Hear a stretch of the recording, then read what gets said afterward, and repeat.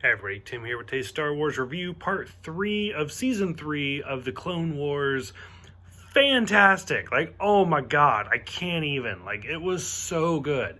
So, for this one, I want to split it up into 2 groups of 3, which was perfectly evenly split. Episodes 12, 13, 14, and 15, 16, 17. So, the first part, the 3-parter, is going to be the Nightsisters, Monster, and Witches of the Mist. I can't even get over how amazing it was. It might even be my favorite, 3-parter for the series so far.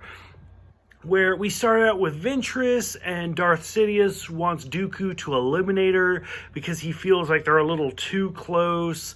And so he decides to just kill her. We get flashbacks where I didn't even know that Ventress was a Jedi Padawan. Didn't even know that. I don't know if I ever knew that at some point, but if I did, I'd completely forgotten. So it blew my mind finding that out.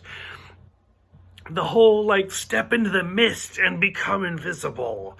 I was like, this is sick. This is so good. And then, even then, the 3 of them against Dooku, and Dooku's like, electricity fingers, and just takes out everybody. This is just the first episode of the trilogy. It's so good with the Nightsisters, and then where they're like, you know what? Maybe you should take a male of our race. And they even mention Darth Maul. So it's like, what? What is happening? So we go into the next episode, Monster, a male like Darth Maul, Clancy Brown. One of my favorite actors, not even a voice actor, but one of my favorite actors. Everything from Highlander, the Flash TV show, Lex Luthor. He is the voice of Lex Luthor whenever I hear Lex Luthor. Clancy Brown is phenomenal. Mr. Krabby Patty himself is Savage, which, let me tell you, I always kind of look a little bit into the next episodes, and I'm like, Savage Opress? What is that? Oh no, it's Savage. So I was like, okay, whatever. So Clancy Brown, Savage is a fantastic character. Of course, he is chosen by Ventress to be the next, apprentice of Count Dooku. And when he makes him, kill his own brother, I was like, oh my god. I was just on the edge of my seat the entire time throughout this 3-parter. Going right into the last part where it's Ventress, Savage against Dooku, and Dooku's battling Ventress, and he's like, electricity fingers to Savage, because he's like, oh, you're nothing, fuck you. But he's actually battling Ventress. It's such a good fight. And then Obi-Wan and Anakin are just meh, whatever, who cares about them? The best part about this is at the very end, Maul may or may not be alive. They practically say it. They're like, so Savage, you need more training. There's somebody on the Outer Rim. You're gonna go see him. Oh my god, I can't even. So far, season 3, definitely. This entire series just keeps getting better. Right after that, we go into Overlords. Granted, I drink a lot before I watch all of these and before I record these videos. That's kind of the whole shtick of my reviews, is me drinking before I do them. What is even happening? 2,000 years ago, a Jedi distress signal, and it's like, wait, what? And then there's a giant diamond floating around in space, and it's like, what? The Father, the Son, the daughter, and it's all of these weird characters where the father's kind of the gray, he's kind of in the middle, the daughter is the Jedi, the son is the Sith. All sorts of actors come back. We see Obi-Wan Kenobi played by the amazing Liam Neeson. Shim, who is Skywalker's mom, comes back.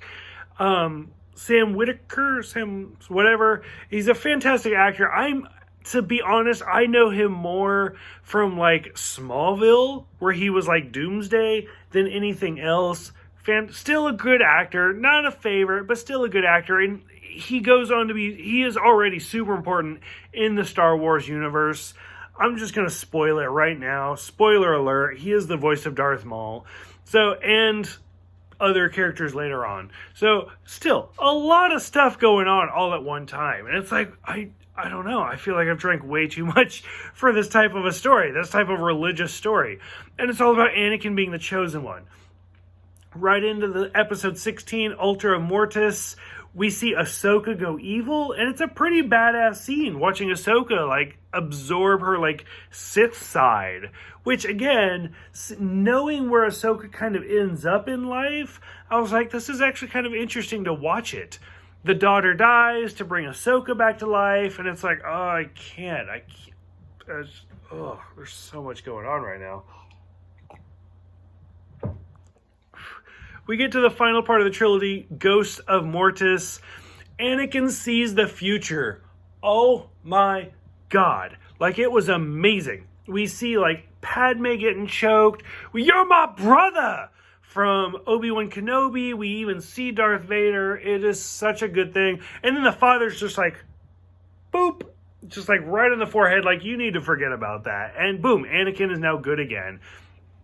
The father kills himself, Anakin kills the son, so now the daughter's dead, the father's dead, the son is dead, and Anakin has brought balance to everything by killing everybody. Like, it's just kind of an odd way of looking at things. I mean, it makes sense. Like, I mean, hey, Anakin is supposed to bring balance. If everybody's dead, it's pretty balanced. So I guess I get it. But it's just kind of odd.